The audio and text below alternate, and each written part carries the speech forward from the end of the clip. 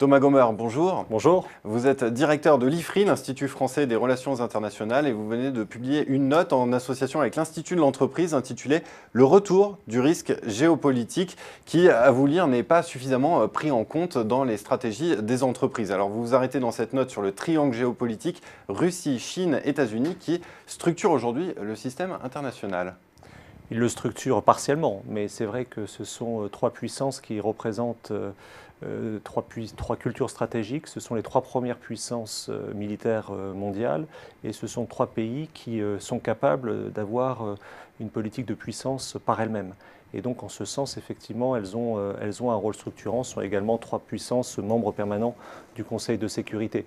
Au fond, ce qui est intéressant en les observant, si vous voulez, c'est de suivre le cours de ce qu'on appelle la mondialisation, c'est-à-dire qu'on a une mondialisation qui commence, qu'on peut faire débuter au début des années 70 avec le voyage du président Nixon et la rencontre avec le président Mao en 1972. Et à ce moment-là, le segment faible, c'est la Chine. Et 44 ans plus tard, eh bien, le segment faible, c'est évidemment la Russie, qui n'est plus du tout dans la même catégorie que la Chine et les États-Unis. Et donc ce travail est un effort d'anticipation de ce que va devenir le système international axé sur la relation sino-américaine. Alors cette précision est en fait, on va s'intéresser au cas russe, on parlera du cas chinois et américain dans des prochaines interviews, pardonnez-moi.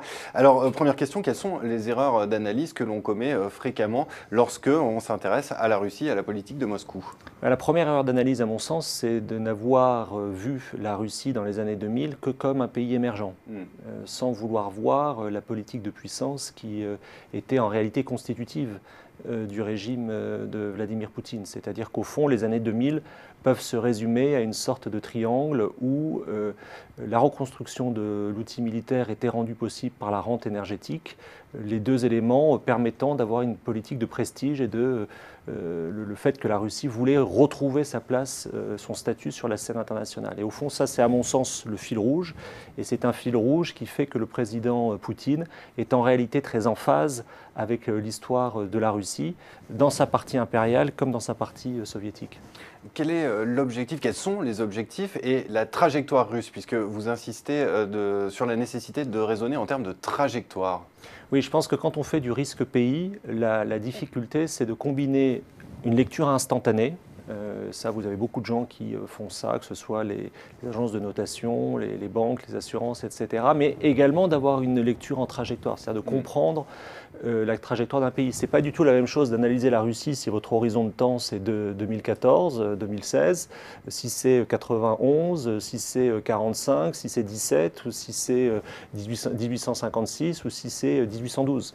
Ce que je veux dire par là, c'est que je pense qu'on ne peut pas faire du risque pays, a fortiori pour des pays ayant une culture stratégique, si on n'intègre pas la dimension historique de manière très systématique. Et en l'occurrence, pour la Russie, vous parlez d'une forme de revanchisme, entre guillemets. Oui, parce que ce qui caractérise la politique de Vladimir Poutine, c'est le fait qu'il souhaite que la Russie retrouve son rang sur la scène internationale. En ce sens, il est très conforme aux objectifs qui étaient ceux, par exemple, de Nicolas II, le dernier tsar, et qu'en même temps, la Russie a subi une sorte de choc dans les années 90. On a eu l'impression qu'elle était sortie au fond du jeu, et avec Poutine, elle est revenue un acteur extrêmement central de la scène internationale, en particulier par la reconstruction de son outil militaire, par sa puissance énergétique, et puis aussi par son style diplomatique.